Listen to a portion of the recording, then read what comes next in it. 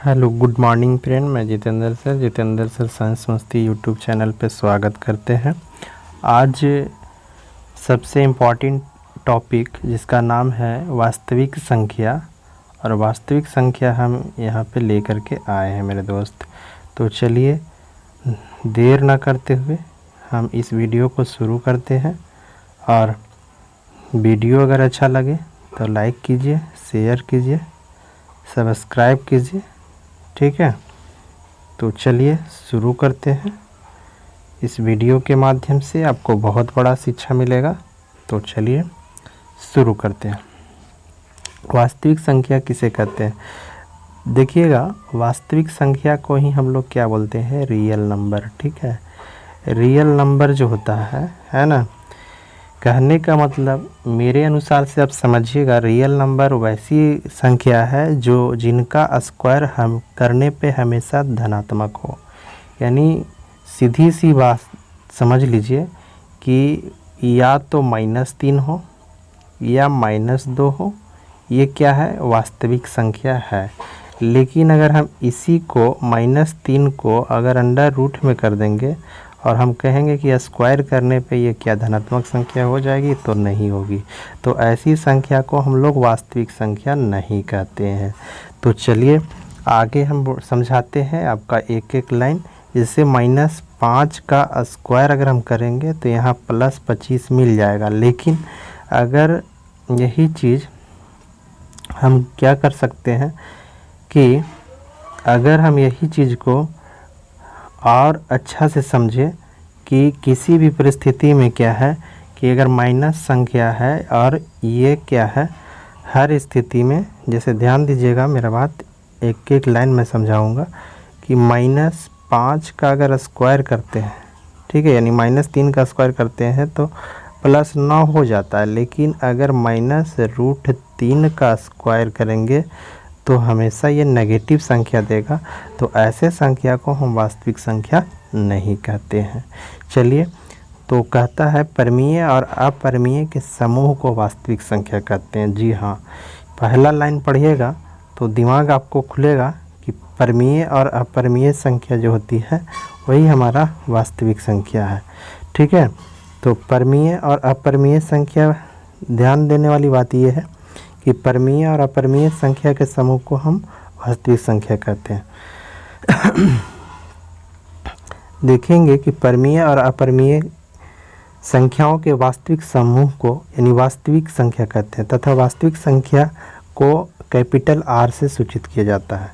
दूसरे शब्दों में हम कह सकते हैं कि वैसी संख्या जिसका वर्ग हमेशा एक धनात्मक संख्या हो उसे हम वास्तविक संख्या कहते हैं। इसे हम नीचे दिए गए उदाहरण से समझ सकते हैं, जैसे 2/3, 4/5, -9, -5.6, 5√3, 75√3 इत्यादि। देखिए, जो भी हम उदाहरण देंगे आपको एक एक लाइन पे ध्यान देना, ठीक है।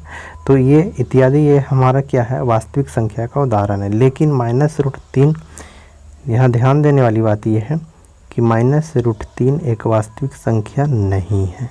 -√3 एक वास्तविक संख्या नहीं है, ठीक है। कहता है इसे अगर आसान भाषा में समझा जाए तो इनमें से यदि कोई भी संख्या होती है तो उसके हम वास्तविक संख्या कह सकते हैं। ध्यान देने वाली बात यह है कि कौन सी संख्या? तो वास्तविक संख्या जैसे इतने में से कोई भी रहेगा तो ये वास्तविक संख्या रहेगा। लेकिन -√3, -√5, रूट में माइनस रहेगा तो वास्तविक संख्या नहीं है। नेक्स्ट, चलिए, वास्तविक संख्या कितने प्रकार के होते हैं? ध्यान देने वाली बात है कि वास्तविक संख्या कितने प्रकार के हैं। तो वास्तविक संख्या 2 प्रकार के होते हैं। एक को हम लोग क्या बोलते हैं? धनात्मक संख्या, और एक को बोलते हैं ऋणात्मक संख्या। वास्तविक संख्या कितने प्रकार के होते हैं? 2 प्रकार के होते हैं। कौन कौन होते हैं? तो एक को हम लोग बोलते हैं पॉजिटिव नंबर और एक को बोलते हैं नेगेटिव नंबर। यानी पॉजिटिव नंबर और नेगेटिव नंबर, ये दोनों क्या है? रियल नंबर है। यहाँ से क्वेश्चन निकल के आता है मेरे दोस्त, एक प्रकार का पूछा जाएगा कि वास्तविक संख्या क्या धनात्मक होती है, क्या ऋणात्मक होती है? तो क्या हमारा जवाब निकलेगा? धनात्मक और ऋणात्मक दोनों होती है। वास्तविक संख्या क्या होती है, धनात्मक और ऋणात्मक दोनों होती है। वास्तविक संख्या धनात्मक और ऋणात्मक दोनों होती है, इस चीज़ को बैठा लेना दिमाग में। नेक्स्ट चलते हैं, धनात्मक संख्या वास्तविक संख्या प्रणाली में धनात्मक संख्या शून्य से बड़ी होती है। धनात्मक संख्या जो है शून्यात्मक प्रणाली जिसे बोला जाए तो शून्य से बड़ी संख्या होती है, उनका नाम धनात्मक मान होता है। जैसे अगर हम बात करें कि 0 वास्तविक ये संख्या यानी धनात्मक संख्या नहीं है, 0 धनात्मक संख्या नहीं है।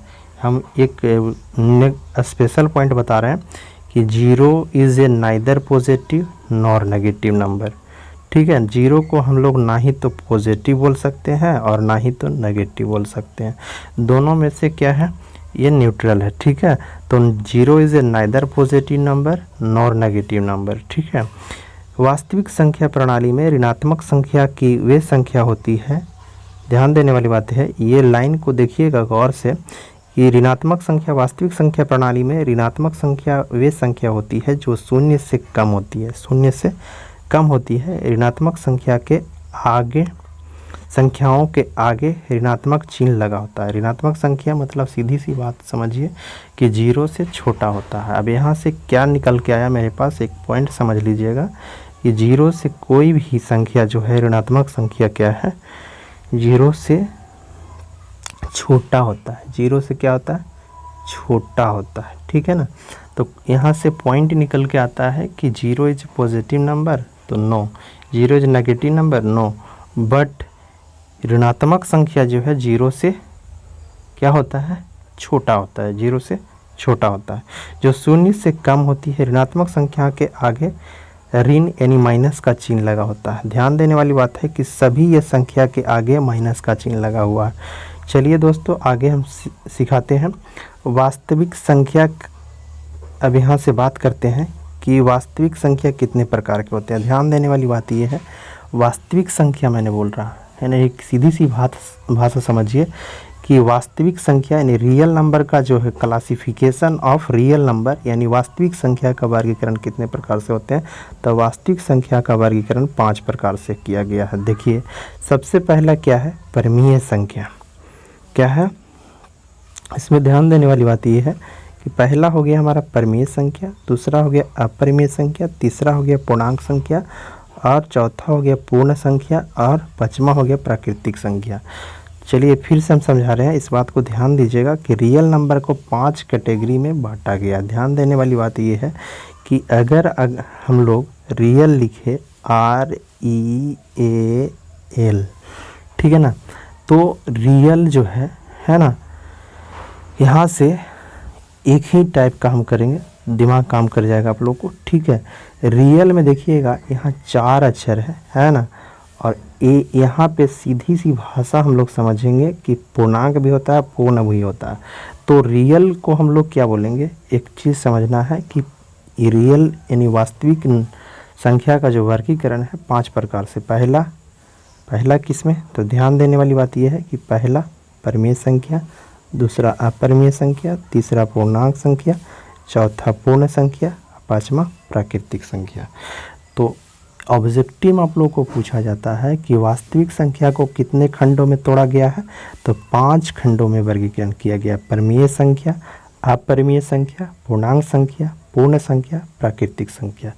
यानी सीधी सी भाषा समझिए, rational number, irrational number, whole number और इंटीजर और ये नेचुरल नंबर। तो चलिए दोस्तों हम एक एक के परिभाषा के अनुसार से समझाते जाएंगे, आपका एक ही वीडियो में कंप्लीट हो जाएगा। और सिर्फ हम आप लोग से एक लाइक चाहेंगे कि अगर वीडियो अच्छा लगता है तभी लाइक कीजिए, अदरवाइज नहीं लाइक कीजिए। ठीक है, तो चलिए आगे हम बढ़ते हैं।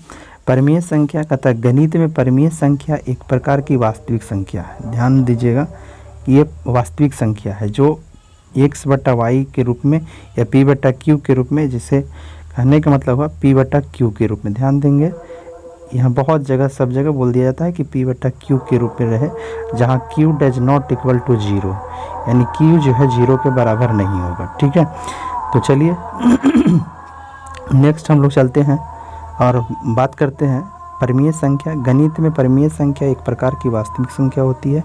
यह x/y के रूप में होती है। यहाँ y शून्य के बराबर नहीं हो, कोई भी भिन्न जिससे भाजक के रूप में शून्य नहीं है, एक परिमेय संख्या है। देखिए 2/4, 5/10, 1/4 और 1/2, ये सब क्या है, परिमेय संख्या। ठीक है, नेक्स्ट आता है अपरिमेय संख्या, जिसको हम लोग इरेशनल नंबर बोलते हैं। गणित में अपरिमेय संख्या वास्तविक संख्या का समुच्चय होता है, यानी जो रियल नंबर है उसी का set of real number is called irrational number. समझ में आ रहा है? यानी कहने का मतलब ये हुआ अपरिमेय संख्या वास्तविक संख्या का समुच्चय होती है, जिन्हें अनुपात या अंशों के रूप में व्यक्त नहीं किया जा सकता है। मतलब सीधी सी भाषा समझिए, मैं समझा रहा हूँ एक एक लाइन, ठीक है ना, जिसको हम लोग ना तो इसका अंश के रूप में व्यक्त कर सकते हैं, ना ही रेशियो के रूप में। जैसे √2 जो है, ठीक है, √6 है, तो ये क्या है, ना ही तो हम अनुपात में और ना ही तो अंश के रूप में व्यक्त कर सकते हैं। मीन्स ये समझिए कि जिसका जो है डेसिमल फॉर्म में आता है तो उसको हम लोग क्या है, डेसिमल नहीं हटा सकते हैं। पूर्णांक संख्या एक पूर्णांक कोई भी संख्या है जो या तो शून्य हो, या सकारात्मक संख्या या ऋणात्मक संख्या हो, या कभी भी अंश, दशमलव या प्रतिशत नहीं होती है। यानी सीधी सी भाषा समझिए, पूर्ण संख्या जो है -3, -1, 0, 3, 4, 5। पूर्णांक संख्या जो होती है नेगेटिव और पॉजिटिव दोनों होता है। ठीक है ना, पूर्णांक संख्या क्या है, नेगेटिव और पॉजिटिव दोनों नंबर होता है। क्लियर हो गया? नेक्स्ट है पूर्ण संख्या, यह वास्तविक संख्या का ही एक भाग है। किसका भाग है? तो वास्तविक संख्या का ही एक भाग है, जिसे दशमलव भिन्न या ऋणात्मक संख्या में शामिल नहीं होती है। यह धनात्मक पूर्णांकों और शून्य का संग्रह है। ठीक है ना, तो यहाँ देखेंगे कि जो पूर्ण संख्या है 0, 1, 8, 4, 48, ये सब क्या है, पूर्ण संख्या है।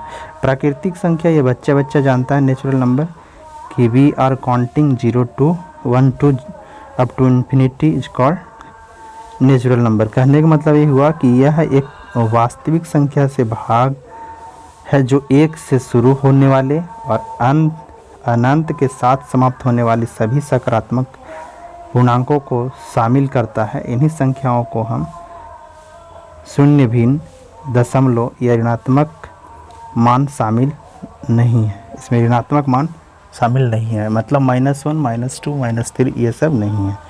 ठीक है, तो यहाँ तक आप उम्मीद करते हैं हम लोग समझ गए होंगे, है ना। तो आगे चलते हैं वास्तविक संख्या के बारे में। महत्वपूर्ण बात, ध्यान से सुनिएगा इस बात को। सम्मिश्रित संख्या जो मिला हुआ संख्या होती है, सम्मिश्रित संख्या के अतिरिक्त प्रत्येक संख्या एक वास्तविक संख्या है। पूर्ण संख्या, प्राकृतिक संख्या, पूर्ण संख्या और परिमेय संख्या, अपरिमेय संख्या सभी वास्तविक संख्या। देखिए यही पॉइंट पूछा गया था कि पूर्ण संख्या, प्राकृतिक संख्या, पूर्णांक संख्या, परिमेय संख्या, अपरिमेय संख्या सभी वास्तविक संख्या। ठीक है, मतलब सीधी सी भाषा समझिए कि रियल नंबर में इतने प्रकार के होते हैं। अब देखिए समवृत्त गुणधर्म, ध्यान सुनेंगे। समवृत्त गुणधर्म, जब दो वास्तविक संख्या का जोड़ा या गुणा किया जाए तो परिणाम वास्तविक संख्या होती है। ठीक है ना, मतलब समवृत्त कहने का मतलब ये हुआ कि एनी 2 नंबर ऐड अगर करते हैं, जैसे 2 + 2 तो बराबर 4, तो ये भी क्या है, समवृत्त संख्या है। ठीक है, क्रम विनिमय संख्या, जब दो वास्तविक संख्या को किसी क्रम में जोड़ा जाए या गुण किया जाए तो परिणाम अपवर्तित रहता है। मतलब सीधी सी बात समझिए कि या तो 2 × 1 लिखिए, ठीक है, यानी सीधी सी भाषा समझ लीजिए 2 × 1 लिखिए, चाहे 1 × 2 लिखिए, दोनों का वैल्यू सेम है। उसी तरह से क्या करना हमको कि ध्यान देंगे कि 2 + 1 या 1 + 2 दोनों क्या रहा, 3। तो ये क्या हो गया, क्रम विनिमय। सहचर्य गुणधर्म, संख्याओं को बढ़ते घटते या किसी भी क्रम में लिखकर उन्हें जोड़ने या गुणा करने पर प्राप्त उत्तर बराबर रहेगा। उदाहरण के लिए 3 गुने, मैंने सीधी से बात ये समझ लीजिए कि 2 × 7 14 × 42, तो यहाँ पे देखिएगा 3 दूनी 6 × 42, दोनों क्या है, सहचर्य गुणा का नियम पालन करता है। तो चलिए दोस्तों, यहाँ तक आपको समझ में आ रहा होगा। उम्मीद करते हैं कि अच्छा लग रहा होगा वीडियो। अगर अच्छा लग रहा होगा तभी लाइक कीजिएगा, है ना।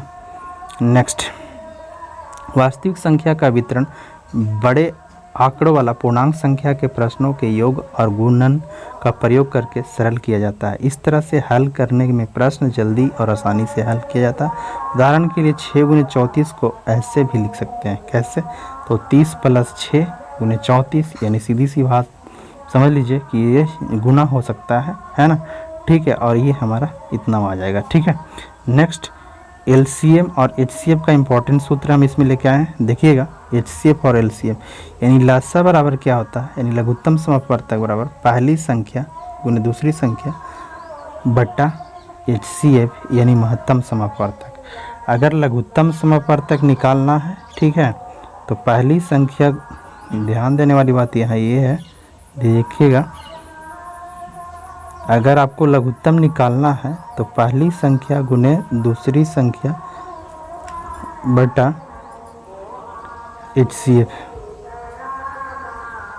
नेक्स्ट, अब देखिए इसमें हर एक फॉर्मूला से अलग अलग निकाला जा सकता है। लसा गुने मसा बराबर पहली संख्या गुने दूसरी संख्या, पहली संख्या बराबर लसा गुने मसा गुने दूसरी बटा दूसरी संख्या, है ना। उसकी तरह से क्या है, मसा गुने मसा बराबर पहली संख्या गुने दूसरी संख्या भागा एलसीएम। ठीक है, दूसरी संख्या बराबर एलसीएम गुने एचसीएफ बटा पहली संख्या, मतलब एक फार्मूला से। ठीक है, तो उम्मीद करते हैं यहाँ तक आप लोग को समझ में आ गया होगा, क्योंकि एक ही वीडियो में सब चीज़ हर दृष्टि से दे रहे हैं। ठीक है, नेक्स्ट चलते हैं। देखिए, सबसे पहला चीज़ यूक्लिड विभाजन प्रमेय। इस थ्योरी को याद रखना कि दो धनात्मक पूर्णांक, देखिएगा, दो धनात्मक पूर्णांक ए और बी दिए हैं, तो ऐसे अद्वितीय पूर्णांक संख्या q और r विद्यमान होंगे कि ये फॉर्मूला a बराबर बी क्यू प्लस आर, यानी आप लोग पढ़े होंगे भाज्य बराबर भाजक गुने भागफल, भाजक गुने भागफल प्लस शेषफल। ठीक है ना, तो उसी तरह से है a बराबर बी क्यू प्लस आर। अब हम लोग सीखेंगे विभाजता का नियम, ये बहुत ज़रूरी है, डिविजिबिलिटी रूल। ठीक है ना, डिविजिबिलिटी रूल जो है बहुत ज़रूरी है। विभाजता के नियम उन नियमों को कहा जाता है जिनसे पता चलता है कि कोई संख्या किससे अन्य संख्या से पूरी तरह विभाजित हो सकती है, तो उसी को हम लोग क्या बोलते हैं, विभाजता का नियम। ठीक है, देखिए, दो का विभाजता का नियम कहता है कि प्रत्येक सम संख्या 2 से विभाजित होती है। अन्य शब्दों में, जिस संख्या का इकाई अंक 0 हो, 2 हो, 4 हो या 6 या 8 हो, वह संख्या 2 से पूर्णतः विभाजित होगी। ठीक है, यानी 154, देखिएगा 02 सम संख्या। ठीक है, तो जो सम संख्या लास्ट में हो उसे हम 2 से विभाजित कर सकते हैं। चलिए, 2 वाला तो क्लियर हो गया। उसके बाद में 3 से विभाजता का नियम कहता है कि सभी अंकों का योग 3 से विभाजित होना चाहिए। देखिए, ध्यान देने वाली बात यह है कि अगर हम 27 लिखे हैं तो 27 का डिजिट सम अगर 3 से विभाजित हो जाएगा तो 27 कट जाएगा। देखिए, 7 और 2 9 होता है, और 9 को अगर हम 3 से भाग देते हैं तो 3 मरतबे ये कट जाता है। कहने का मतलब ये हुआ कि कोई भी संख्या 3 से तभी विभाजित हो सकती है जब दिए गए संख्या के अंकों का योगफल 3 से विभाजित हो, अंकों का योगफल 3 से विभाजित हो। ठीक है, तो ध्यान देने वाली बात यह है कि हम लोग विभाजित करने का तरीका जो है अलग अलग होता है। कोई भी नंबर को हम लोग क्या करेंगे, डिजिट सम से निकालेंगे। ठीक है ना, नए नए नंबर हम लेकर के बता देते हैं। जैसे मान लिया 343 जो है 3 से विभाजित है या नहीं, ये चेक करना है। ठीक है, तो यहाँ देखेंगे सीधी सी बात, ठीक है ना, कि 4 और 3 7, 7 और 3 10, 10 3 से विभाजित नहीं है, तो ये 343 3 से विभाजित नहीं है। ठीक है, नेक्स्ट अगर हम लोग चलेंगे, ठीक है, 4 का विभाजता का नियम, 4 का विभाजता का नियम कहता है, क्या कहता है कि जिस संख्या के इकाई और दहाई अंकों से बनी संख्या 4 से विभाजित होती है, वह संख्या 4 से विभाजित होती है। मतलब देखिए, 2 डिजिट इसमें देखना है, 4 है तो 2 डिजिट चेक कीजिए।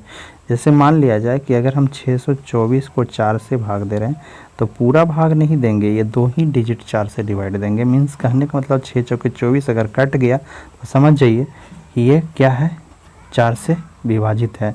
तो 4 से विभाज्यता का नियम कहता है कि किसी भी संख्या के अंतिम 2 डिजिट इकाई और दहाई यूनिट प्लेस और 10 प्लेस को ही चेक करना है कि 4 से डिवाइड हो रहा है या नहीं। नेक्स्ट, 5 से विभाज्यता का नियम, जिस संख्या का इकाई का अंक 0 है या 5 हो वह संख्या 5 से विभाजित होगा। मीन्स कहने का मतलब ये हुआ कि यूनिट प्लेस में चाहे 0 हो या 5 हो तो वह संख्या क्या है, हमेशा 5 से विभाजित होगा। चलिए 5 वाला तो बिल्कुल आसान लगा आप लोग को, लेकिन 6 का नियम कहता क्या है, 6 से विभाज्यता का नियम कहता है कोई भी दी हुई संख्या, जो संख्या 2 और 3 दोनों से विभाजित होगा तभी वो 6 से विभाजित होगा। तो कहने का मतलब क्या है कि 2 का विभाज्यता का नियम कहता है कि अंतिम अंक है ना, और 3 का विभाज्यता का नाम है कि सम ऑफ डिजिट। तो सम ऑफ डिजिट पहले चेक करेंगे, उसके बाद 2 से, ठीक है। तो जो 2 से तो सम डिजिट कट जाएगा, लेकिन यहाँ 3 से कटने के लिए क्या है, अंकों का योग कटना चाहिए, ठीक है। तो इस प्रकार हम लोग चेक कर लेंगे कि 6 का विभाजित है। नेक्स्ट, 7 का विभाज्यता का नियम, ये जो बहुत इम्पॉर्टेंट है, इसी से हम पूरा मैथ ख़त्म कर देते हैं। यदि दी गई संख्या का अंक का दुगना बाकी संख्या का इकाई अंक से घटाने पर प्राप्त संख्या 7 से पूर्णतः विभाजित है तो वह संख्या 7 से पूर्णतः विभाजित होगा। यानी 343 जो है, ध्यान देने वाली बात यह है, इसको क्या करना है कि कोई भी संख्या कहता है यदि दी गई संख्या अंकों का दुगना बाकी संख्या इकाई अंक को छोड़कर, मतलब देखिए ये वाला छोड़ दीजिए और इसका दुगना 3 दूनी 6, यानी 34 में से हम 6 को घटा देते हैं, ठीक है। तो देखेंगे यहाँ से 28 आता है। 28 अगर ये 7 से विभाजित है तो पूरी संख्या विभाजित है, ठीक है। फिर से हम समझा रहे हैं कि अगर कोई भी संख्या जैसे 343 लिया गया है तो 343 लिखिए, ठीक है, समझ गए। तो 343 में ये यहाँ माइनस कर देना है, कितना, तो जो अंक है उससे दुगना, 3 दूनी 6, अगर 9 दूनी 18, 7 दूनी 14, इसी संख्या में घटा देना। तो 3 दूनी 6 हम घटा रहे हैं, 3 दूनी 6 घटाने के बाद क्या आता है 28, और 28 को हम अगर 7 से डिवाइड देंगे तो कट जाएगा, तो पूरी संख्या 343 जो है कट जाता है, ठीक है। दोस्तों यहाँ तक समझ में आ गया होगा, उम्मीद करते हैं कि आप लोग को बहुत अच्छा लग रहा हो, ठीक है। नेक्स्ट हम लोग चलते हैं,